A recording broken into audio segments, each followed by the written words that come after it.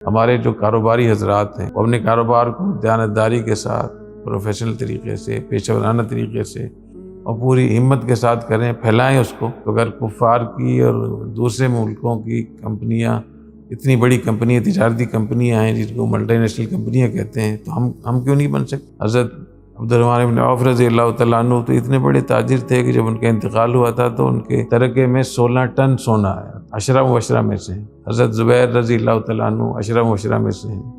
आपके जब इंतकाल हुआ तो 6 करोड़ दिरहम उनके तरका था। हज़रत सईद इब्न ज़ैद, इनका जब इंतकाल हुआ तो मुख्तलिफ रिवायात हैं कि इनके तरके में सोना कितना था। एक रिवायत 100 ऊँट की है और एक रिवायत 300 ऊँट। तो मुसलमान बड़े ताजिर हों, बड़ा कारोबार हो उनका, बड़ी उनकी कंपनियां दुनिया में फैली हुई हों, ये तो इस्लाम की क़ुव्वत है, इस्लाम की ताकत है। इक़्तिसाद और मईशत जो दुनिया में पॉलिसियाँ बनती हैं उसमें कारोबारी लोगों की, कंपनियों का बड़ा अमल दखल होता है।